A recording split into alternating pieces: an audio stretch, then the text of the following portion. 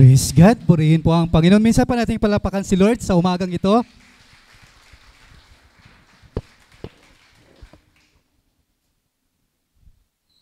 Medyo kinabahan lalo ako nung inintroduce ako ng ating pong pastor, Pastor Topher. Naninibago kasi nga doon sa amin wala kasi kaming video, wala kaming online.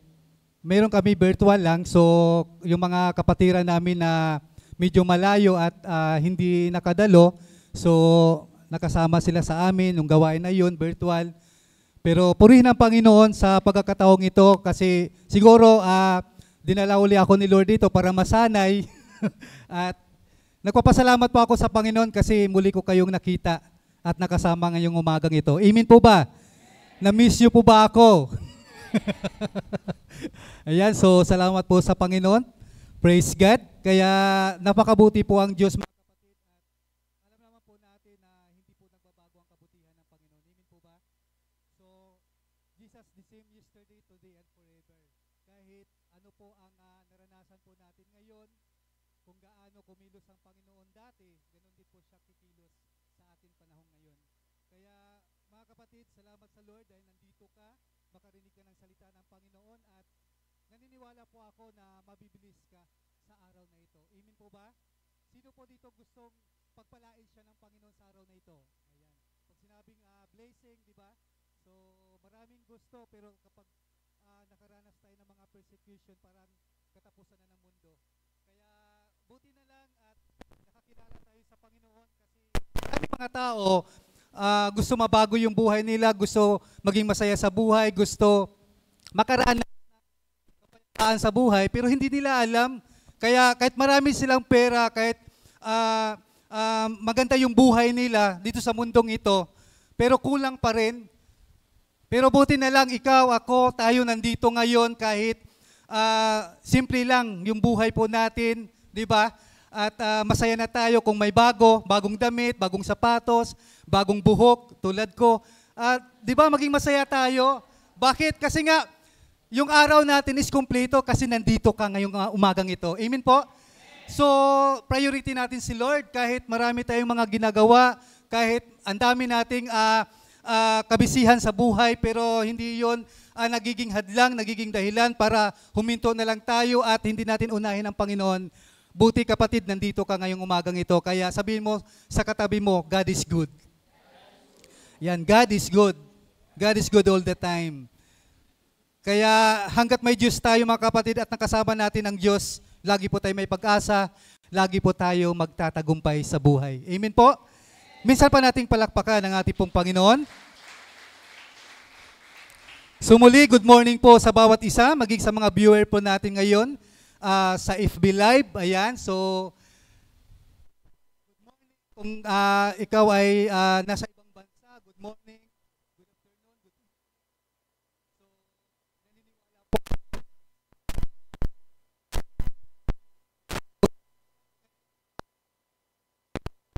Makareceive ka ng blessing mula sa ating Panginoon. Ayan, so praise the Lord. At alam niyo mga kapatid, tayo po ay nasa panibagong series na naman sa buwan na ito ng August at ang title po ng series po natin is Heroes of Faith. Sabi nga po natin, Heroes of Faith. As a hero of faith, we have spiritual battles. Di po yan nawawala. Alam naman po natin, yung mga unang bayani ng ating pong bansa, talagang ang tapang nila. Hindi ka maging bayani sa panahon na yon kung hindi ka matapang. Pero dalawang kategory po yung naging matapang sa kanila, physically at sa mind. Di ba? Yung katalinuhan, utak. Tulad ni Andres Bonifacio, matapang siya, physical. Talagang patay kung patay. Pero iba naman si Jose Rizal, ginagamit niya yung kanyang talino sa kanyang katapangan.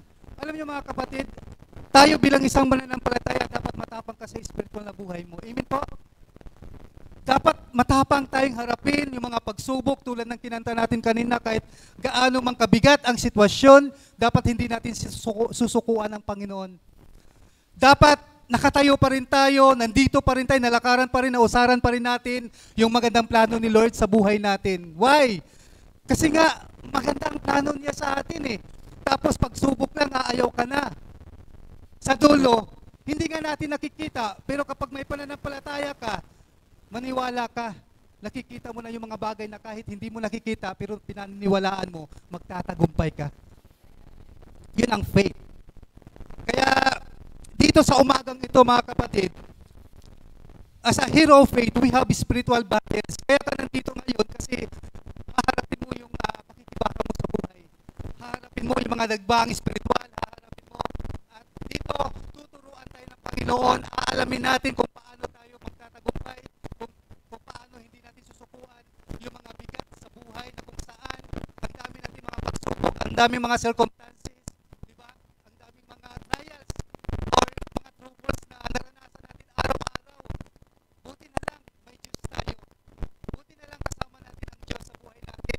Kaya nandito ka ngayong umagang ito kasi nga dadagdagan ni Lord, pupunuin niya yung puso mo na nagalakan para na sa ganun, hindi mo ayawan ang paglilingkod mo sa Panginoon. Amen po? Praise the Lord. So lagi natin tatandaan mga kapatid, anuman ang laban natin sa buhay, hanggang may pananampalataya tayo, hanggang na kay Lord tayo, tiyak magtatagumpay tayo. Amen? Magtatagumpay tayo. At lahat ng mga naging bayani mo sa pananampalataya, pinagtatagumpayan mo niya, mga kapatid, ang spiritual na laban ng kanilang buhay. At ngayon, pag-usapan natin ang na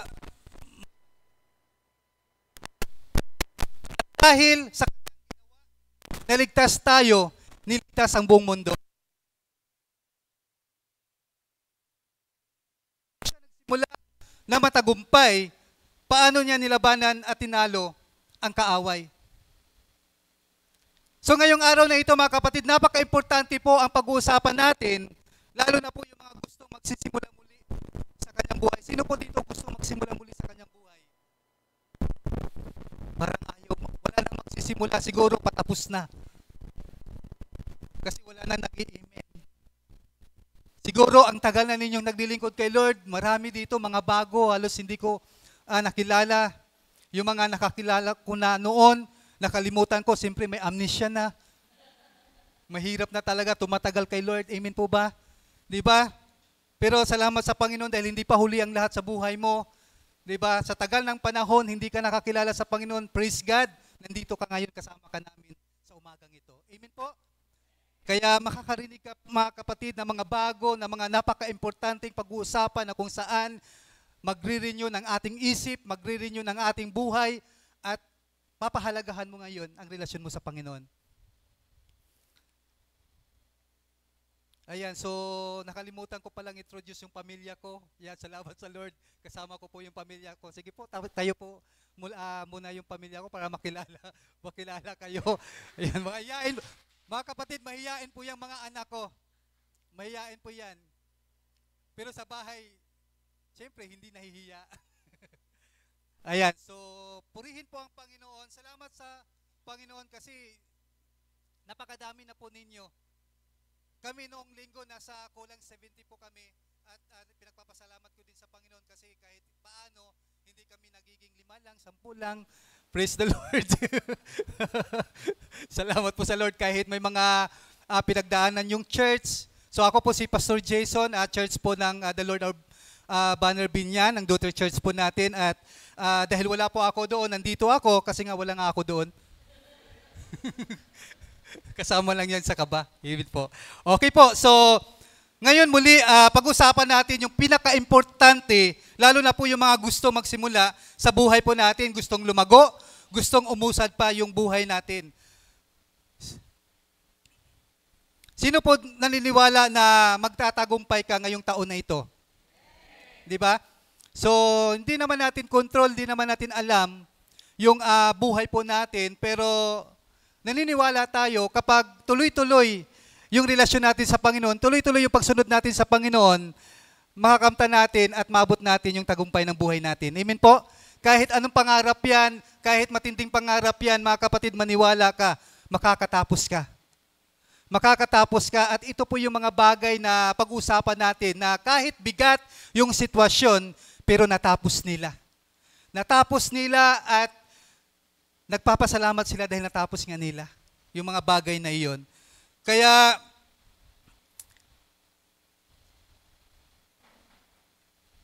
alam naman po natin kapag tayo ay naglilingkod kay Lord, sumusunod sa Panginoon, kumikilos ang Panginoon. At katulad ng nabanggit ko dati, ang Panginoon kung paano siya kumilos dati, ganun din po siya kikilos sa atin ngayon. Kaya ihanda na po ninyo yung puso ninyo dahil kakausapin ka ngayong araw na ito ng ating pong Panginoon. Kakausapin ka. Sino po dito gusto siyang kausapin ni Lord? Gustong i-reveal ni Lord yung word niya sa iyo. Amen po? Kasi gusto ng Panginoon na magandang simula mo at matagumpay ang tapos mo. Amen po ba? So ngayong araw na ito, pag-usapan natin paano magsimula na matagumpay sa buhay. Lalo na kung tayo po ay naglilingkod sa Panginoon. Okay po, so pwede po tayong magtagumpay, mga kapatid, kapag tama agad ang simula natin. Naniniwala po ba tayo doon? Pero kapag mali po ang simula mo, pwedeng walang nangyayari sa buhay mo. Kahit anong sipag mo, anong lakas, ibinuhos mo, di ba? Kahit anong galing mo, o matalino ka man, malakas ka man, pero mali agad ang simula mo, maniwala ka, wala kang matatapos sa buhay mo. Amen po ba? Pero, kung tayo po ay nagsimula ng tama, ngayon pa lang, mas lalo kang itatama ng Panginoon. Amen po ba? Mas lalo kang itatama ni Lord.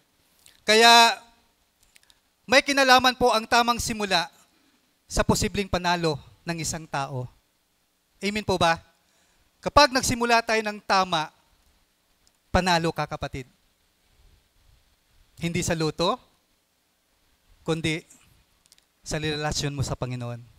Sa relasyon mo sa Lord. Kasi ang iba, gusto tsamba-tsamba yung buhay eh. Ang iba gusto, pag nagsimula, tapos agad. Hindi madali ang buhay Kristiyano, hindi madali ang paglilingkod natin sa Panginoon, hindi madali ang spiritual na buhay kasi nga mayroon siyang spiritual battles. So kung tayo po kulang sa mga kasangkapan or kagamitan or weapon para igamit doon sa kaaway, hindi natin alam, wala tayong salita ng Panginoon, wala tayong presence si Lord na maranasan araw-araw, wala tayong wisdom na mula sa Panginoon, hindi natin alam kung ano yung kakaharapin natin sa araw na iyon. Pero kapag tayo po mga kapatid ay talagang punong-puno na mga, sabi nga, armor of God, na kung saan handa ka sa laban, di ba? Lagi kang handa. Sino po dito naniniwala kapag ang buhay Kristiyano laging handa, nagtatagumpay? So laging handa, tulad ng isang sundalo, pagising nila, pag nag-alarm yan, babangon yan, hindi mo na magmuni-muni yan. Hindi katulad ng tayo na sa bahay. Pagbangon yan, ayos ka agad, suot yung damit, diretso sa kusina, kakain, sabay-sabay, ang mahuhuli. Maniwala ka, huli talaga siya. Akala nyo, ano susunod, no? Ang mahuli, wala talaga. Pupush up yan, talagang simula pa lang, uubos na ng lakas niya. Pero kapag tayo po mga kapatid, pagising pa lang sa umaga, si Lord inuuna, tiyak may magandang mangyayari na sa buhay mo sa araw na iyon. Amen po? Kaya importante po yung pag-uusapan natin ngayon dahil magsisimula ka ng tagumpay, tulad ng tagumpay ni Lord, nang sa ganon, umpisa pa lang, mararanasan na natin yung magandang plano ng Panginoon sa buhay natin. Amen po ba? Minsan pa nating palapakan ang Panginoon sa umaga pong ito. Praise the Lord! So samahan niyo ako sa ating topic ngayong umaga, pinamagatang Start Victorious Life. Start Victorious Life. Sabi nga po natin, Start Victorious Life. Buksan po natin ang ating pong Bible in Matthew chapter 4, verse 1 hanggang sa verse 11. Ayan, so nandiyan po sa ating pong PowerPoint. Then Jesus was led by the Spirit into the wilderness to be tempted by the devil. After fasting 40 days and 40 nights, he was hungry. The tempter came to him and said, If you are the Son of God, tell these stones to become bread. Jesus answered, It is written, Man shall not live on bread alone, but on every word that comes from the mouth of God. Then the devil took him to the holy city and had him stand on the highest point of the temple.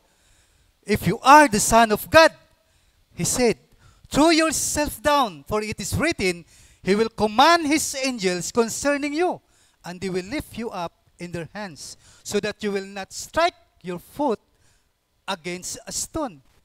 Jesus answered him, It is also written, Do not put the Lord your God to the test. Again the devil took him to a very high mountain and showed him all the kingdoms of the world and their splendor.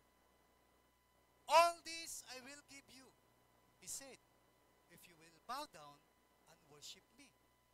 Jesus said to him, Away from me, Satan, for it is written, Worship the Lord your God and serve Him only. Then the devil left him, and angels came and attended him. So dito mga kapatid, buti na lang, ang Panginoong Hesus ay nagtagumpay.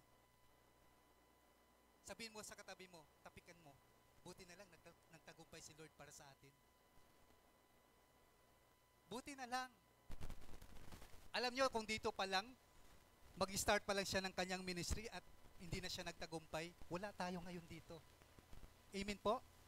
Buti na lang, nagtagumpay siya. Sino po nakakaranas ng di kumain ng kahit 3 araw o 1 araw man lang?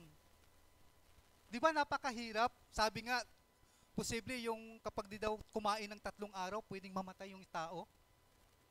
Pero mayroon naman talagang 3 araw di kumain, di ba? Kasi nga walang makain. Pero dito mga kapatid, wag nating gayahin ng Panginoon kasi dito matindi yung pananampalatayan niya. Kung susubukan natin, kagayahin natin si Lord 40 days, 40 nights at hindi naman grabe yung lalim ng pananampalataya mo. Baka mamaya pati kilay mo, laylay. Hindi lang dila. Amen po ba? So dito, buti na lang, ang Panginoon, si Lord, nagtagumpay siya. Kaya may modelo po tayo sa pagtatagumpay. Ngayon, di ba? Kung kinaya ng Panginoon, kaya rin nating magtagumpay. Amen? Kaya rin nating magtagumpay mga kapatid kasi tayo ay mga anak ng Diyos. Amen po ba? Sino po naniniwala na anak ka ng Diyos? Kaya, kaya mo rin. Kung kinaya ng Panginoon, kaya mo rin. Kasi mga anak na tayo ng Diyos. Amen po. Naniniwala ako, kung susundan natin ang Panginoon, maniwala ka. Ngayon pa lang, magsisimula ka na ng katagumpayan ng buhay mo. Magsisimula ka na. As a hero of faith, we have spiritual battles. Lahat ng naging bayani sa pananampalataya, dumaan po sila sa matinding labanan ng kanila pong pananampalataya hanggang sila po ay magtagumpay kahit sa huling sandali ng kanila pong buhay. Hindi nila sinusukuan, hindi nila kinatakutan, hindi nila dinuduwagan o inayawan yung faith nila sa Lord. Hindi sila natakot. Hanggang sa huling sandali ng kanilang buhay, nakatayo pa rin sila sa kanilang pananampalataya kay Lord, sa kanilang pananampalataya. Di ba si Stephen, dahil sa pananampalataya niya sa Panginoon, hanggang sa huling sandali ng kanyang buhay, habang pinupukol siya ng bato, anong ginawa niya? Pinupuri niya ang Panginoon at iniwalhati niya si Lord sa buhay niya. Habang pinupukol siya ng bato, hinihintay niya yung kamatayan. Pinasasalamatan niya ang Panginoon. Pinupuri niya at iniwalhati niya ang Panginoon. Si Pablo ikinulong, pinahirapan dahil sa pananampalataya niya sa Panginoon hanggang sa huling sandali ng kanyang buhay. Habang lumalakad siya papunta sa kamatayan, pupunta na siya sa kamatayan, sinabi niya, saghanang akin ang mabuhay ay si Kristo at ang mamatay ay pakinabang. Alam niyo mga kapatid, ganon din ang Panginoong Hesus. Habang nakapako siya sa cross, bago siya nalagutan ng hininga, sinabi niya, it is finished. Ang ibig sabihin po niyon, pinagtagumpayan ko na. Amen po? Kaya kung may mabigat kang problema ngayon, nandito ka, maniwala ka, may solusyon sa mga problema mo. Hanggat hindi mo inaayawan at sinusukuan ang Panginoon. So ngayon, balikan natin, paano sinimula ni Jesus ang tagumpay? Paano siya nagtatagumpay sa kanyang pasimula? Paano nilabanan at tinalo ni Jesus ang kaaway? Tatlong bagay mga kapatid, tatlong bagay na dapat natin gawin para masimulan natin ang tagumpay ng buhay natin. Tatlong bagay na dapat natin gawin para masimulan mo ang tagumpay. Sino na po handa na sa umagang ito? Magsabi ng malakas na amen. Number 1, in verse 1. Then Jesus was led by the Spirit into the wilderness to be tempted by the devil. How to start victorious life? Number 1, we need spiritual guidance. We need spiritual guidance. Sinabi ng verse, then Jesus was led by the Spirit into the wilderness to be tempted by the devil. Si Jesus, mga kapatid, habang tinatahak po niya ang wilderness, tandaan nyo, hindi po siya nag-iisa. Hindi siya nag-iisa. Pinapangunahan po siya dito ng Holy Spirit. Kasi alam niya, may spiritual battles siyang kakaharapin. May spiritual battles na nag-aabang sa kanya doon sa wilderness na yon. May devil na naghihintay para tuksuhin siya. Jesus was led by the Spirit. Kaya siya nagtagumpay. Amen po ba? Tandaan, walang tao magtatagumpay na siya lang. Hindi pwede na magtagumpay tayo sa spiritual journey natin, mga kapatid, na mag-isa lang po tayo. Kahit gaano ka katalino, kapag mag-isa ka lang sa buhay mo, hindi ka magtatagumpay, hindi ka lalago sa buhay mo, hindi ka magmamatured, kinakailangan konektado ka sa ibang tao. At hindi lang kung sinong tao, dapat tamang tao. Amen po ba? Kaya ka nga lumago ngayon kasi ito ka. Nakakunik ka sa church, nakakunik ka sa mga believer, nakakunik ka sa mga tao na naniniwala, may Diyos kami na buhay. Amen po ba? Kaya ka lumalago sa Panginoon, kaya ka naglilingkod sa Lord, kaya ka nagmamatured. Kasi nakakunik ka mga kapatid. Napaka-importante po na nagpapatuloy tayo. Kaya ka nakakilala sa Panginoon dahil may tamang tao naglapit sa iyo sa Panginoon. Kaya ka nagpapatuloy at lumago sa Panginoon dahil may tamang tao gumagabay sa iyo sa Panginoon.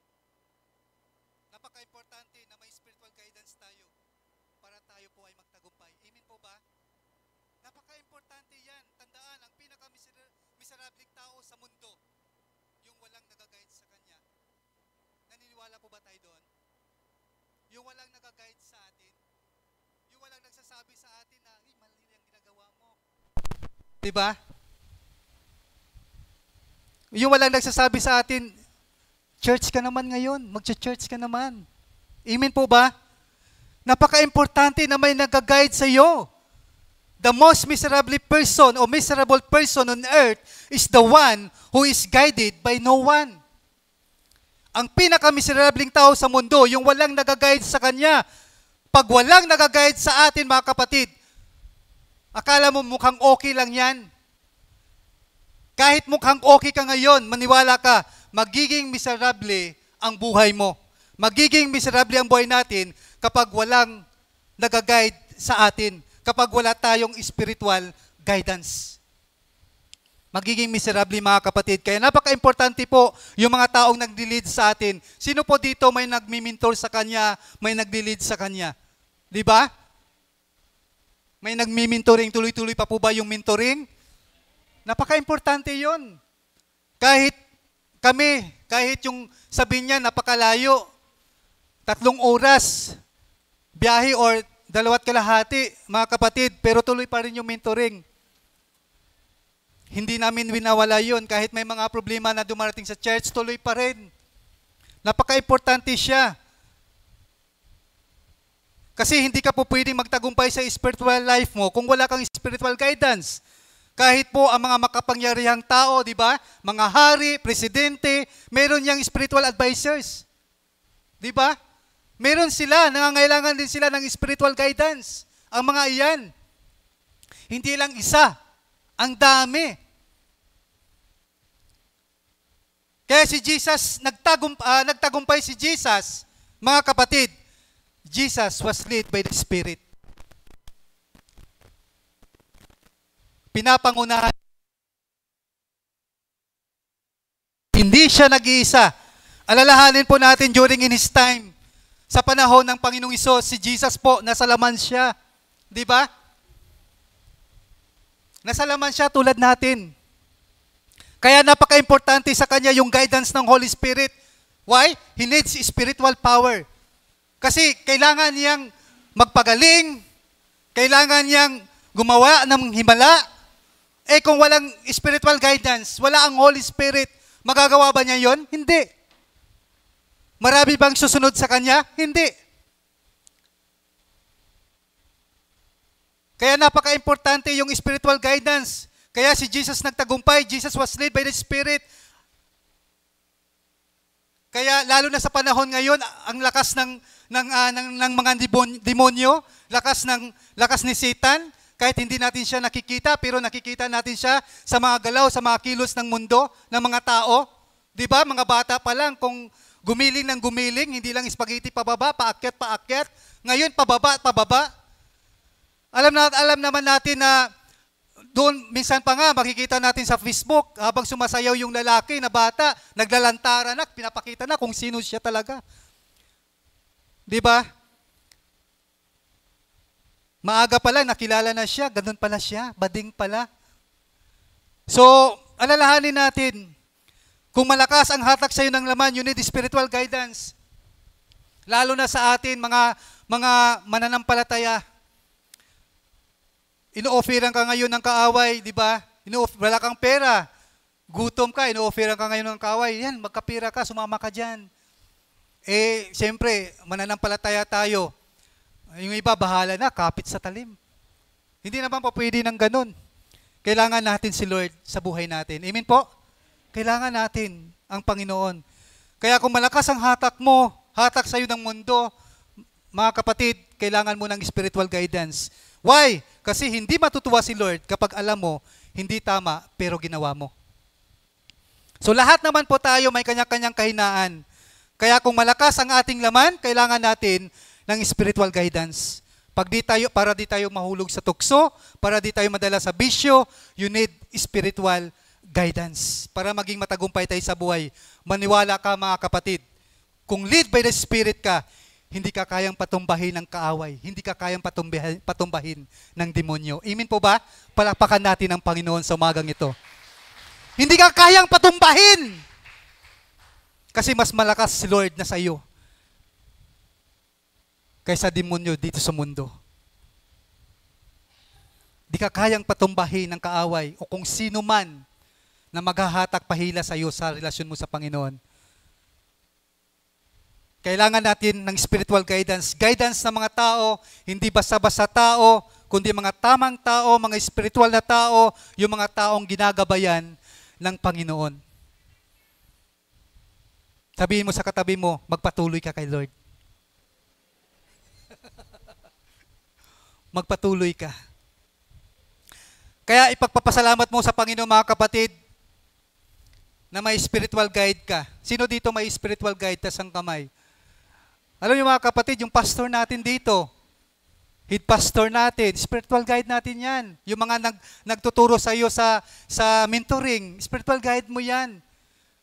Yung laging nagpapaalala sa iyo, spiritual guide mo yan mga kapatid. Pagpasalamat mo sa Panginoon ng mga taong yan. Yung mga nagpipraise na lumalakas ka, lumalago ka about sa Panginoon, sa relasyon mo sa Panginoon, mga kapatid. Kaya ipagpapasalamat mo yan sa Panginoon na may spiritual guide ka. Kasi kung wala, disaster ang buhay mo. Amen? Talagang nakakatakot. Siguro kung ano-ano na lang yung mga ginagawa mo, sisigaw ka sa litrang B. Ayan. Imbis na purihin mo ang Panginoon, di ba? Pasalamatan mo si Lord, tatalong ka, sasayaw ka, sasamba ka sa Panginoon. Kaya lang, hanggang ngayon, naghihintay ka pa rin. Sana Lord, may Lord pa eh. Manalo ako sa luto, kasi Lord, alam mo na, laki ng, di ba, talo ko. Amen po ba? Kunting aya lang ng kaibigan mo. Di ba? Isang shoot lang, talagang hindi lang naka-isang shot eh. Naka-isang shot eh. Kundi uuwi kang paluray-luray, bagsak sa kanal, may mga ganun eh. Amen po ba? Subuti na lang, at least komportable kang nakaupo, naka-aircon pa, ganda pa ng damit mo, di ba? Ang ganda mo pa. Kaya, buti na lang, nandito kayo ngayon na mga ganda at poging mga kapatid ko sa Panginoon. Amen po? Ayan, so talaga pag sinasabing magaganda at pogi, no? Praise the Lord. So, buti na lang mga kapatid, may spiritual guide tayo. Kasi kung wala, talagang disaster yung buhay po natin. Sisimplang talaga tayo kapag walang nag-guide sa atin. Amen po? Kaya, kailangan natin ng gabay. Hanggat hindi tayo perpekto, kailangan natin ng gabay sa buhay natin. Kailangan natin ng mga tao na magpapaalala sa atin, maglalapit sa atin sa relasyon natin sa Panginoon. Kaya ipagpasalamat natin sila. Kaya huwag kang papayag na walang mag-guide sa iyo mga kapatid. Huwag kang papayag na wala kang mahinga ng prayer request. Huwag kang papayag na walang magre-rebuke sa iyo. Walang magkukurik sa iyo. Walang mag-i-encourage sa iyo. Huwag kang papayag. Yung iba, kinukurik, galit eh. Di ba? Naiinis. Yung nire-rebuke sila, tinatama sila, naiinis. Ayaw nilang magpatama. Ayaw nilang magpa-rebuke. Ayaw nilang magpakurik. Kaya kapag ikaw ay malalim sa Panginoon, maniwala ka, hindi ka papayag na walang magre-rebuke sa iyo, walang magkukurik sa iyo. 'Di ba? Bakit? Kasi lalaki ulo mo kapag walang magre-rebuke sa iyo eh. Walang magtatama sa iyo. Kaya huwag kang papayag. Pasalamatan mo kapatid kapag merong binigay si Lord ng mga tao, tamang tao na kaya kang ikurik. Pasalamatan mo ang Panginoon. Kahit alam nilang hindi mo magugustuhan yan. Kayamanan yung mga ganong klaseng tao. Amen po? Kayamanan yan. Kaya pasalamatan natin sila sa Panginoon. Ipagpapasalamat natin sila kay Lord. Magpasalamat ka kapag may mga taong magsasabi sa iyo, kapatid, mag-devotion ka na. Di ba? Kapatid, mag-tithes and offering ka na. Amen po? Kapatid, magbago ka. Kapatid, magpakumbaba ka. Kapatid, magpatawad ka na. Pasalamatan natin ang mga ganong klaseng tao. Kasi regalo sila ng Panginoon sa atin. Amen po ba? Pasalamatan natin sila. Kailangan mo ng tao na magkukurik sa iyo. Kailangan mo ng tao na kumakausap sa iyo ng tama, yung hindi ka lang bubulahin. Alam niyo sa mundo, gusto nila bubulahin sila eh. Pag tinatama sila, magagalit pa sila. Di ba? Pansin po natin yon. Sila pa yung galit, sila na nga yung tinatama. Ganon po sa mundo. Kapag kinukurik sila, inaayos yung buhay, nagagalit, naiinis, nangangaway. Pero kapag binubula sila, yun ang gusto ko. Ang ganda mo naman. Pahiram nga. Di ba? Maganda muna bago pahiram. Pero hindi naman. Hindi naman talaga maganda. Pero ang tamang tao mga kapatid, sasabihan ka, kahit pangit tayo sa tingin ng tao, pero maganda yung puso natin sa tingin ng Diyos. Palapakan natin ang Panginoon. Maganda ka pa rin! Pugi ka pa rin mga kapatid. Amen po ba? Kasi walang pangit nga, nilikha ang Diyos. Walang pangit. So maganda lahat, lalo na kung ikaw ay anak ng Diyos. Amen po? Maganda ka. Kaya sabihin mo sa katabi mo, maganda ka, pogi ka.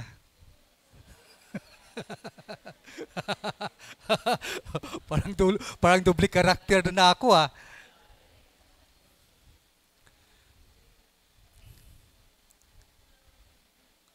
Kaya magpasalamat ka sa mga taong ililid ka para magtagumpay ka doon. Kasi ang Panginoon gagamit ng mga taong ganon.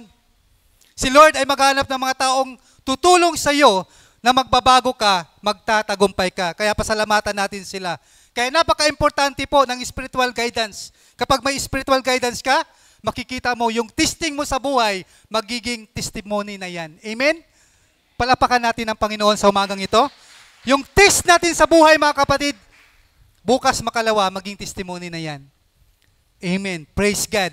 So number 1, we need spiritual guidance. Kailangan natin ng spiritual guidance. Kailangan natin yung mga tao na tutulong sa atin, gagabay sa atin, maglilid sa atin sa ating spiritual na buhay. Number 2, in verse 2,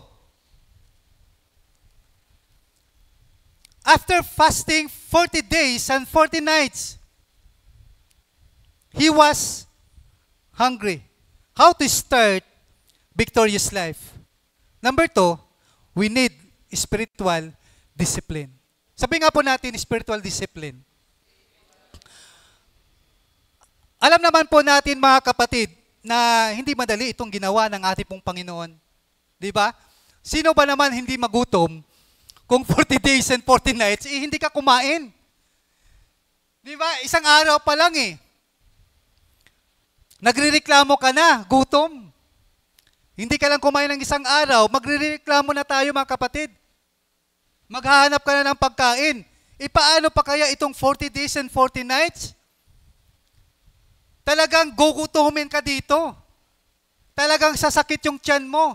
Talagang manghihina ka, manlulupaypay ka, physically.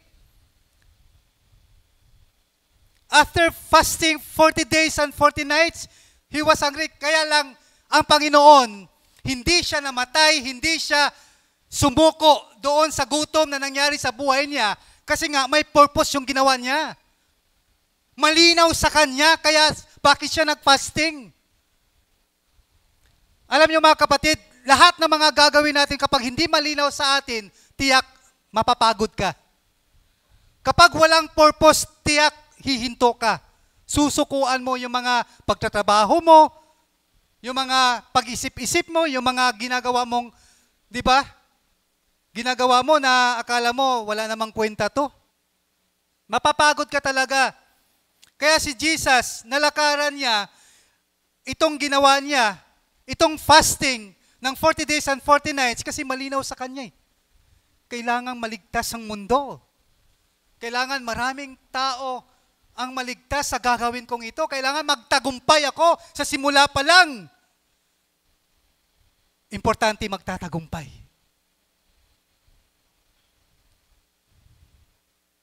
Kaya sino ba naman ang hindi magugutom, hindi manghihina physically kung 40 days and 40 nights hindi ka kumakain? Kaya napakatindi po ng pananampalataya ni Jesus dito mga kapatid, na kahit yung bato, di ba? Yung bato. Siguro, sabi nila, nagdidiloryo ba yon? Yung parang, yung munti ka na, malapit ka nang mamatay, na sa tingin yung bato, tinapay. Tinukso sa kanya ng demonyo ni Satanas, na gawing tinapay, dahil alam ni Satan na gutom na si Jesus sa mga oras na yon.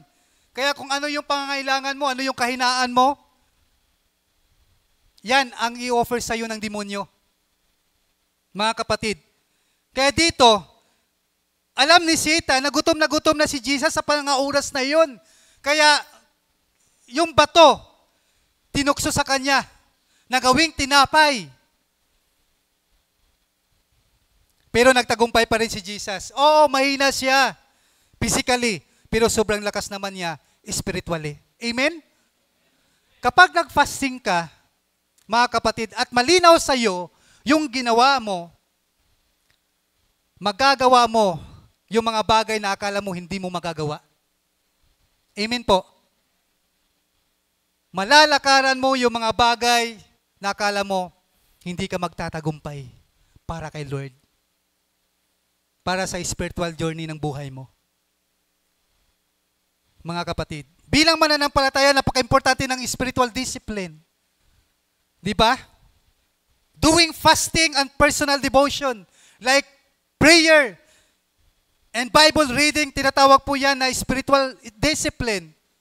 Ang mga yan, yung pagbabasa natin ng Biblia regularly, yung pananalangin natin regularly, yung pagpa-fasting po natin mga kapatid, ang tawag dito ay spiritual discipline. Sino dito na hanggang ngayon is meron kang personal devotion mo sa Panginoon? Amen po? Hanggang ngayon, tuloy-tuloy pa rin yung pagbabasa mo ng Bible, araw-araw, bago gumising sa umaga, kinakausap si Lord, pinasalamatan ng Panginoon, humihingi ng gabay sa Panginoon. Amen po. Minsan itong fasting hindi naman natin araw-araw ginagawa, pero alam niyo mga kapatid, may alam ako na tuwing linggo ginagawa niya. Kahit isang basis lang o isang meal lang na hindi siya kumain. Ginagawa niya. Every Sunday. Kilala ko po yun. Yung biyanan ko, si Mama Philly, na talagang di yung kakain pag umati ng church yun. Nagpa-fasting yun. At ngayon, ginagaya na ni Sister Rose. Kailangan ko naman din talaga, lalo na sa panahon ngayon na kailangan mayroon talagang partner sa buhay na nanalangin para sa iyo. Amen po? So kailangan yan, yung mga anak natin, asawa natin, pamilya natin, napaka-importante na talagang magiging prayerful tayo. Kaya nga, ibibuild natin sa tahanan natin, lalo na itong gagawin natin na OHB, na kung saan yung Operation Home Base, mga kapatid, napaka-importante yan sa bawat tahanan na ibibuild yung magkakaroon ng pundasyon, na magkaroon ng gawain sa tahanan.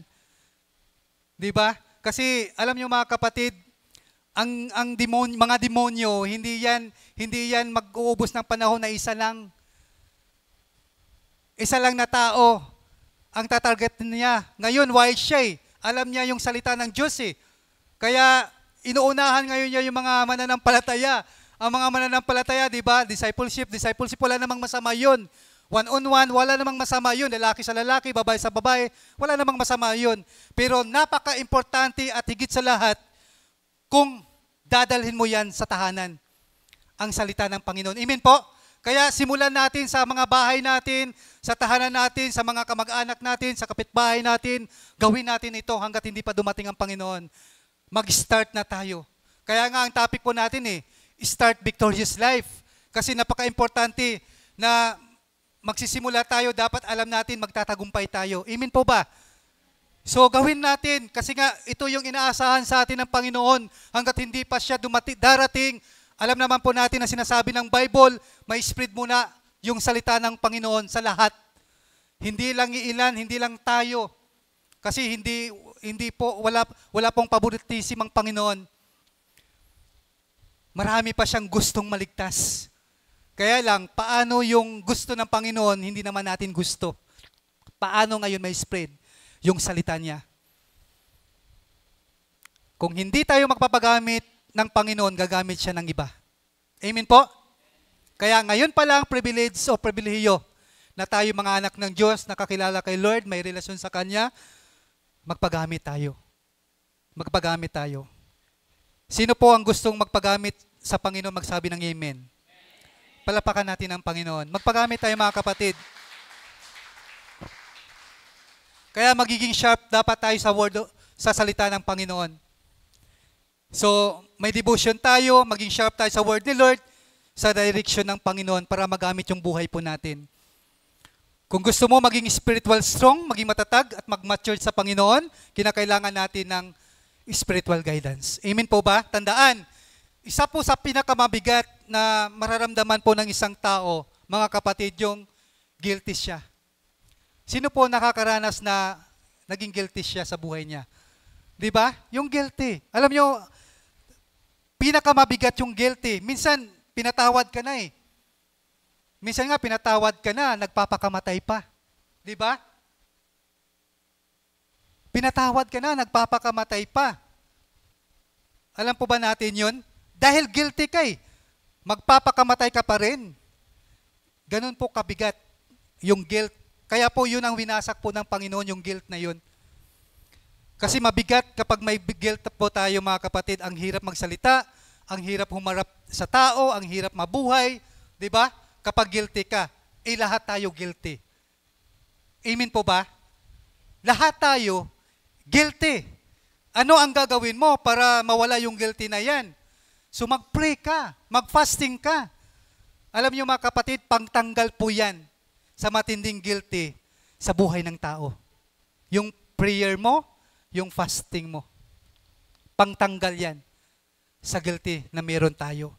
Kaya importante sa spiritual discipline, hindi lang mag-pray, lalo na medyo matinding pangangailangan, matinding trouble at matinding pagbabagong gagawin sa buhay po natin mga kapatid, kailangan mo mag-fasting. Sino po dito nasusubukan mo ng mag-fasting? Di ba? Amen?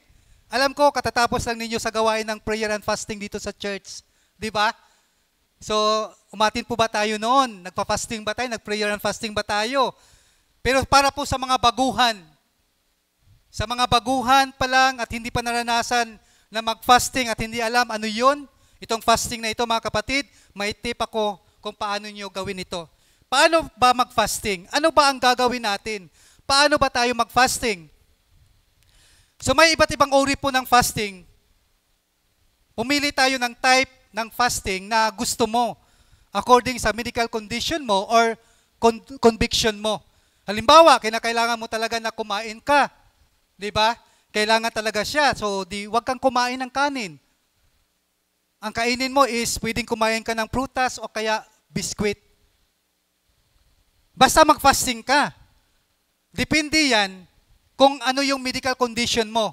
Pero kung wala naman, wag mong gawing dahilan yung mga bagay na yun para ka lang kumain. Amen po ba? Kasi sapat na yung mga dahilan para hindi ka magkaroon ng tagumpay sa buhay mo. Amen po? Kaya, ano ba ang conviction mo? Una, pwede kang mag-total fast. Ano ba itong total fast? Mas matindi kasi ang tama nito mga kapatid. Sa total fast, gagawin mo ito ng whole day without food.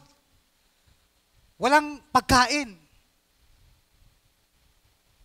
Pero, with or without water. Pwedeng walang tubig, pwedeng meron. Basta, no solid. Dito sa total fast na ito. Yan ang total fast. Pangalawa naman, yung partial fast. Yung partial fast na ito, mga kapatid, mag-skip ka lang ng 1 meal. Yung isang pagkain na hindi ka kakain, ano ba yon? Breakfast, lunch, or dinner. Halimbawa, yung pang-agahan mo, tanggalin mo. O kaya yung tanghalian o kaya yung hapunan. Pero alam niyo mga kapatid, napaka-importante yung may bigat sa gagawin natin. Kasi ang mabigat nun, yung talaga, yung tanghalian o kaya yung hapunan. Pero sa agahan, maraming hindi na nag-agahan. Di ba? Sino dito, alas 12 ng tanghali, nagigising siya. Ibig sabihin, hindi na siya nag-agahan kasi 11:30 ng umaga, gising, saka nagigising, tanghali na. Di ba? Kaya magpapasting ako, tanghali. Alam niyo mga kapatid, napaka-importante yung alam natin, may bigat yung ginagawa natin. Yun yung maganda. Basta mag-skip ka ng 1 meal na gusto mo, partial fast ang tawag yan. With or without water din. Kaya po tayo nagpa-fasting kasi nilalabanan natin yung mga kahinaan natin. Amen po? Yun po yung dahilan. Kaya ka nag-fasting. Kasi gusto mo tugunin ni Lord yung ang tagal ng prayer request mo sa Panginoon. O kaya gagaling ka sa karamdaman mo. Kaya talagang mayroon kang importante na may magandang mangyayari sa iyo. O lalago ka pa o maaayos pa yung buhay mo. Kaya mo ginawa yun. Kasi nilalabanan natin yung mga kahinaan natin. Kung ginawa ni Lord, mga kapatid, gawin din po natin. Amen po ba? Kung ginawa yan ng Panginoon, gawin din natin. Tiyak magtatagumpay tayo. Kasi iba ang taong sinasamahan ng Panginoon. Amen po. Palapakan natin ng Panginoon. Iba ang taong sinasamahan ni Lord. Kaya, number 2, we need spiritual discipline. And then last, in verse 3, the tempter came to him. During that time, the devil came. Siguro dito sa sitwasyon na ito, talagang matagal nang sinusundan ni Satan si Jesus. Talagang matagal na siyang nag-aabang, naghihintay ng pagkakataon na mabitag niya si Jesus. Mabitag niya ang Panginoon. Kaya sabi nga dito, the tempter came to him. Hindi siya tumatakbo, hindi siya nagmamadali, naghihintay siya ng pagkakataon na mangyari ito. At ito na yon ang paghihintay niya, na akala niya siya ang magtatagumpay. During that time, the devil came. How to start victorious life? Number 1, we need spiritual guidance. Number 2, we need spiritual discipline. And then lastly, we need spiritual warfare. Sabi nga po natin, spiritual warfare. Tandaan natin mga kapatid, ang spiritual life ay dapat may spiritual battle. Hindi ka magtatagumpay sa buhay mo kung walang spiritual battle. Kung walang kang kinakaharap na laban sa buhay. Hindi ka magtatagumpay kung wala kang pagtatagumpayan. Amen po ba? Hindi tayo magtatagumpay. Kaya pasalamat ka sa Panginoon na may gira ka sa buhay ngayon. Pasalamat ka sa Panginoon dahil may digmaang spiritual kang kinakaharap ngayon. Pasalamat ka kay Lord dahil may warfare. May mga mabigat na sitwasyon na pinagdaanan ka ngayon. Ipagpasalamat mo yan sa Panginoon mga kapatid dahil sa dulo niyan, tiyak may tagumpay kang kakaharapin. Amen po ba? Ang spiritual life ay dapat may spiritual battle. So tiyak, may kalaban na darating. Ang tunay na hero sa pananampalataya, hindi sumusuko sa pananampalataya. Amen po ba? Hindi sumusuko yan. Kundi naghahanda yan. Pinaghahandaan, pinagtitibay ang pananampalataya. Why? The temper came. During that time, the devil came. Tiyak may kalaban. Sabi mo sa katabi mo, tiyak may kalaban. Kaya maging handa ka. Maging handa ka. Kasi lalo na sa panahon ngayon, alam naman po natin na di ba?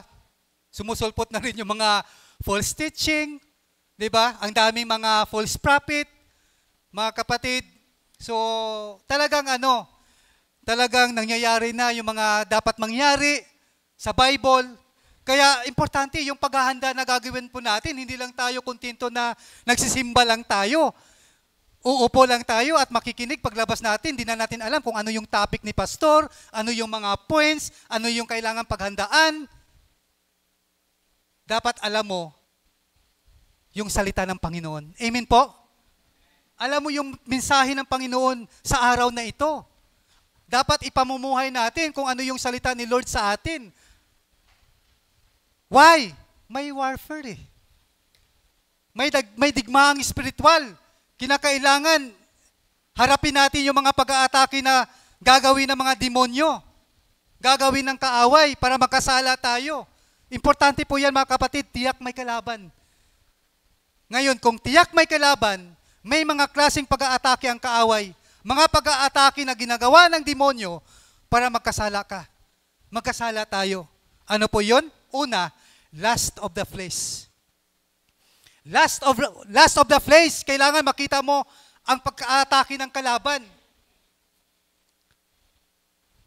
Para maipanalo mo ang laban. Ulitin ko, kailangan makita mo ang pag-aatake ng kalaban para maipanalo mo ang laban. So bawat isa sa atin may mga laban sa buhay. Mga kapatid, depende yan kung gaano katatag yung spiritual life mo sa Panginoon.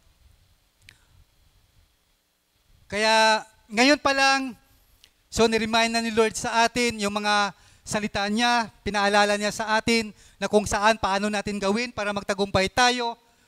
Di ba? So, wag nating iwala yung mga prayer and devotion natin sa buhay, yung worship natin sa Lord, yung Bible reading natin mga kapatid, even yung fasting na gagawin po natin.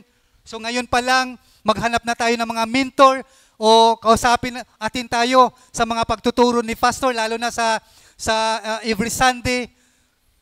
So ngayon pa lang, talagang punuin na natin yung isip natin ng mga salita ng Panginoon na kung saan magagamit natin yan sa takdang panahon pagdating ng mga pagsubok.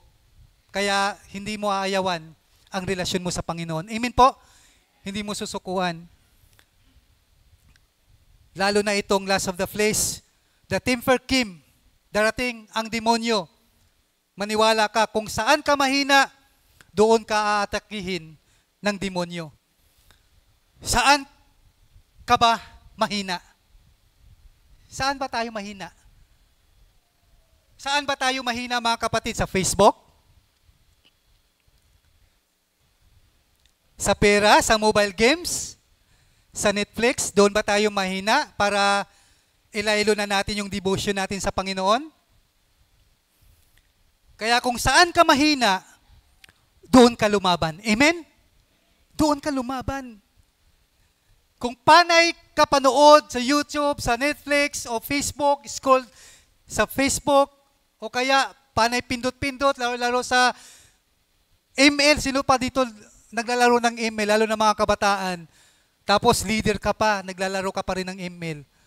Di ba? Mga mobile games. Tapos, wala namang devotion. Ngayon pa lang, mga kapatid, kung saan ka mahina, doon ka lumaban. Doon ka lumaban. Pangalawa, pride of life. Napansin natin, maraming napapahamak dahil sa pride, kayabangan. Di ba? Maraming mga Christian ngayon, tinatama, sila panggalit. Di ba? Okay lang sana magtama sa iyo, hindi malalim sa Panginoon, doon ka magalit. Ikaw nga. Di ba? Pero kapag ang nagtatama po sa atin, pastor natin, leader natin, mentor natin, magpatama po tayo. Amen po? Magpakorek tayo. Amen po ba? Kasi napaka-importante yan, mga kapatid, para mabasag yung kayabangan natin sa buhay. Hindi naman sa iyo, 'di ba? Meron pa nga hindi na nga pinapagawa sa atin ng Panginoon, ginagawa pa natin. Bakit? Pansin po natin 'yun, minsan na lang kayabangan na lang 'yun eh. Maraming mga tao, mga kapatid, dahil sa pride, 'di ba? Pumatay sila. Marami nang pumatay dahil sa pride. Binangga niya ako, di banggain ko nito siya. O di patay. Dahil pride. Sinaktan niya ako, di sasaktan ko rin siya. Alam niyo po, mga kapatid, pero naniniwala po ako, wala po dito yun. Amen po? Wala po dito yun. So marami yan sa mundo. Napansin niyo, kaya lumaki ang gulo dahil sa pride. Marami nang winasak na tahanan yan, yung pride na yan. Marami nang winasak na buhay yan, yung pride na yan. Marami nang winasak na relasyon yan. Pride of life. Kaya hindi lahat ng hamon, pinapatulan natin. Amen? Hindi lahat ng hamon, pinapatulan natin. Sa mga mag-asawa o sa magjuwa pa, kapag nag-aaway kayo, huwag kayo pariho galit, kayong dalawa. Kapag malalim ka sa Panginoon, magpapaubaya ka na lang eh. Para sa relasyon nyo. Di ba? Para tumibay pa yung relasyon nyo, para hindi masira ang relasyon nyo, mayroon talaga magpapaubaya kapag may kapakumbabaan. Pero pariho kayo, may pride, nako. Di ba? Pariho kayo magbalot-balot. Amen po ba? So, napaka-importante siya. Kaya mga kapatid, hindi lahat ng hamon pinapatulan natin.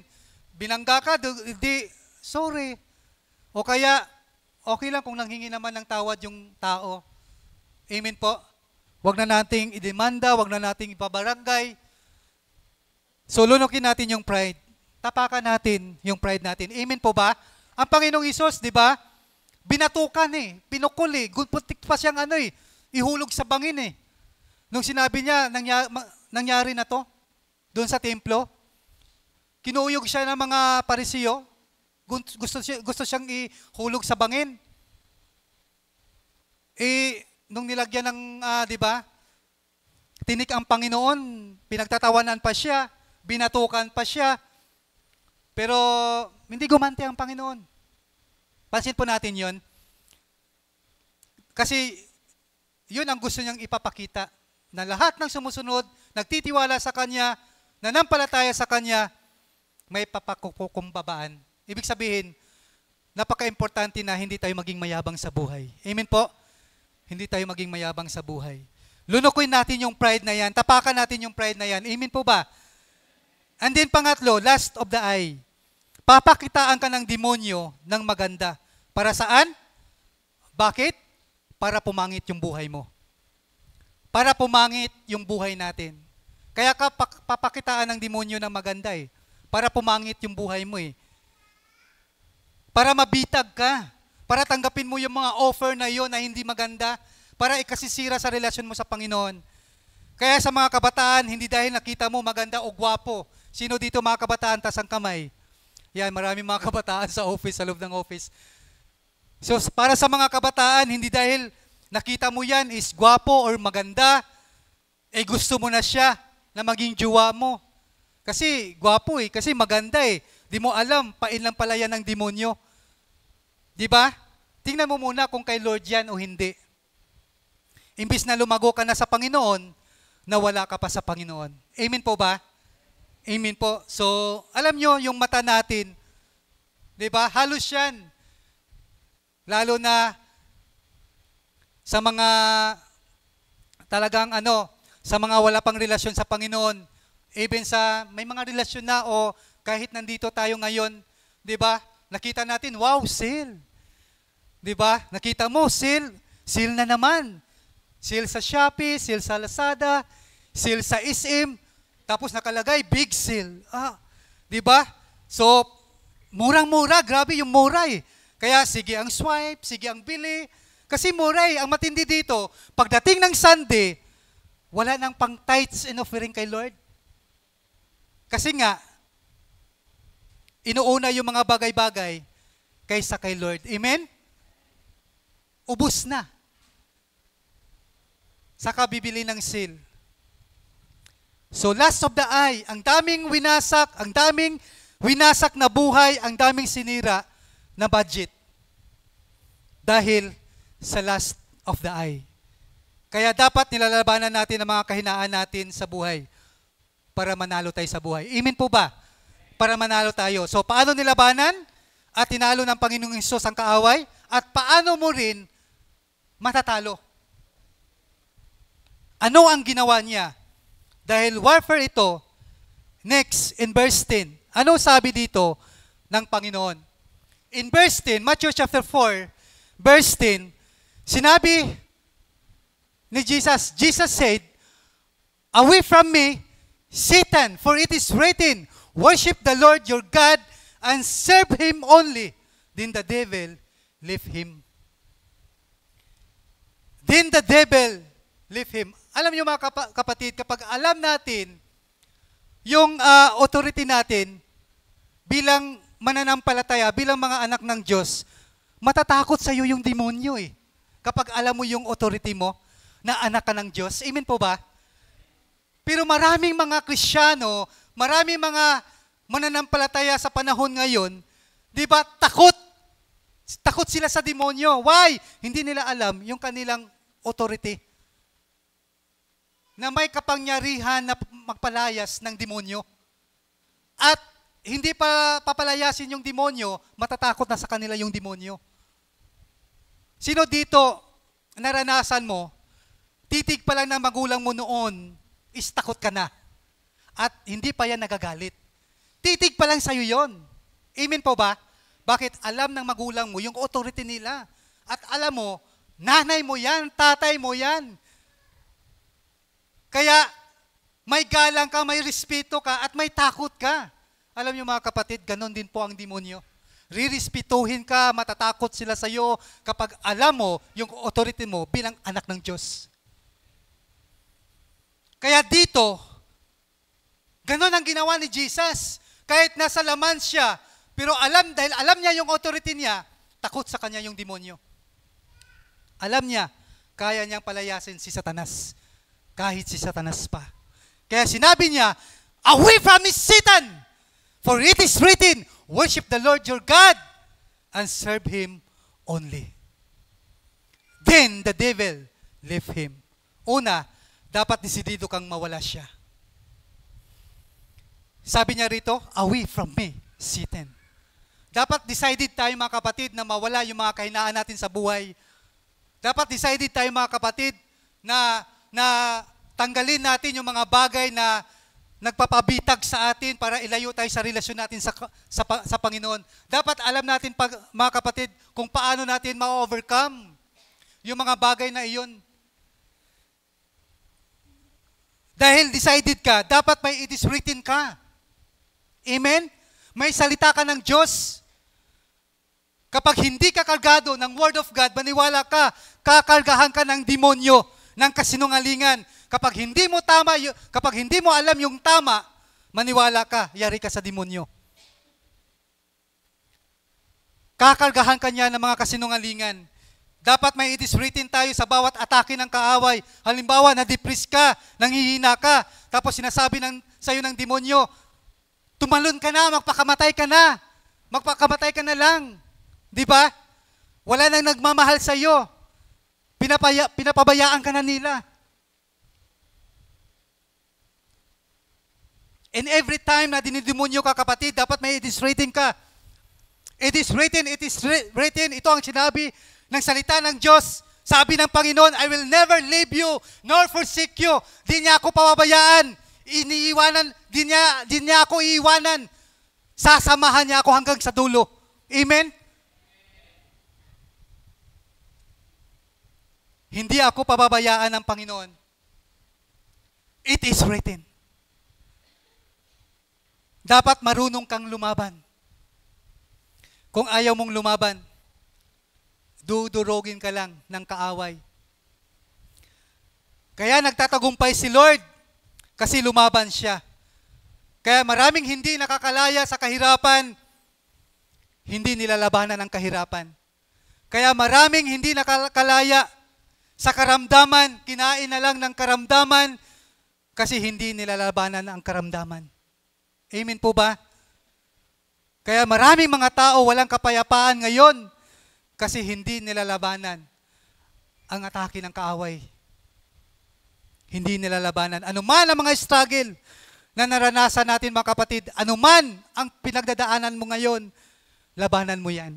Kasi, kaya mo yan. Amen? Kaya mo yan. Warfare, fight the good fight. Lumaban ka ng tama. Si Lord, sa'yo ang bahala. Palapakan natin ang Panginoon. Malakas na palakpak para kay Lord. Amen. Praise God. Purihin ka, Panginoon, sa umagang ito. Sige po, mga kapatid, tayo pong lahat ay muling tumayo. Tumayo po tayong lahat sa umagang ito.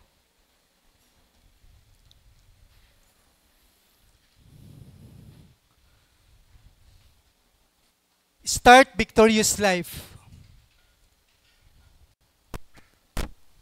How to start a victorious life? You need spiritual guidance. You need spiritual discipline. And you need spiritual warfare.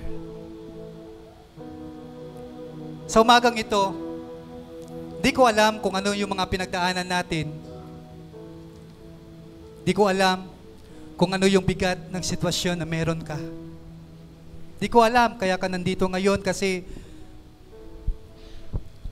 nanghihina ka na, ang dami mong mga problema. Ang daming nangyayari sa buhay mo na kung saan nilalabanan mo. Kapatid, kung gusto mo makabangon muli, look unto Jesus. Tingnan mo ang Panginoon. Look unto Jesus who is the author and finisher of your faith. Muli mong tingnan ang Panginoon. Huwag mong tingnan anuman yung mga kahinaan na yan. Huwag mong tingnan anuman yung mga karumihan na meron tayo ngayong araw na ito. Yung mga kabiguan na meron ka. Kundi muli mong tingnan ang Panginoon na meron ka sa araw na ito. Di ko alam, mga kapatid, kung ano ang pagsubok mo ngayon. Di ko alam kung bigat na bigat ka na. Bigat na bigat ka na sa mga pinagdaanan mo. Di ko alam kung gaano kasobra ka ka-stress sa sitwasyon mo yan. Pero tandaan natin, sa bawat pagsubok, laging may tulong ang Panginoon. Ano man ang pinagdaanan mo ngayon, kapatid, Basta't maniwala ka, magpapadala sa iyo si Lord ng solusyon. Sa umagang ito, minsan pa nating awitan ng Panginoon. Muli, ilapit natin yung puso natin kay Lord. Muli, magpapakumbaba tayo sa Panginoon. Alalahanin natin ang kabutihan ng Panginoon. Alalahanin natin ang kabaitan ng Panginoon sa buhay natin. Hindi siya nagkukulang sa atin. Hindi kanya papabayaan sa oras na ito. Sa iyong lahat ng pagsamba, luwalhati. Kaya kanyang abutin. Maging Kaya niyang ipakita na mabuti siya. Hindi siya nawawala. Lagi siyang sumusubaybay sa iyo sa araw-araw na kung saan hindi kanya kinakalimutan. Ngayong umagang ito, habang pinapakinggan natin ang mga awit ng Panginoon, patuloy nating ipikit ang ating mga mata, patuloy nating ilapit ang ating puso sa ating Panginoon, patuloy nating alalahanin ang Panginoon sa umagang ito na kung saan, kapatid, balik ka sa Panginoon.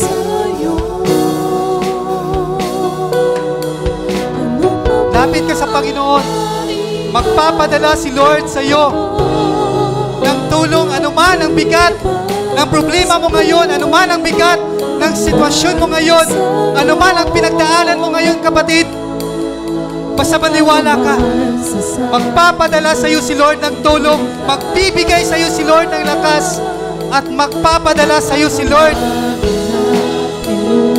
ng kapayapaan na kung saan malalakaran pa rin natin ang magandang plano ng Panginoon sa buhay natin. Gaano mang kabigat at kasakit yung sitwasyon na yan, maniwala ka, kakayanin mo yan. Magtatagumpay ka dahil si Lord na sa iyo.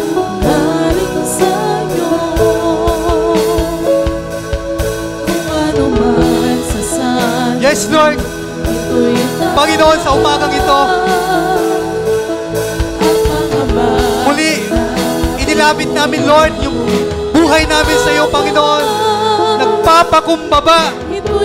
Humihingi kami ng tulong sa mga pinagdaanan po namin, sa mga pinagdaanan ng bawat isa sa oras na ito. Lord, muli mong palakasin ang bawat isa. Muli mong patatagin ang bawat isa. Tulungan mo kami, Panginoon. Mananasan namin yung magandang plano mo, malakaran namin, Lord. Sa buhay namin, yung salita mo, magpapatuloy kami. Ano man ang bigat na meron kami sa umagang ito, sa araw na ito. Ano man karamdaman na meron ang bawat isa sa oras na ito, Lord, I declare healing sa bawat isa, Panginoon. Kagalingan. Ano man ang pinagdaanan namin, Panginoon. Makakabalik kami, Lord. Maayos muli ang buhay namin. Maayos muli ang relasyon namin sa iyo.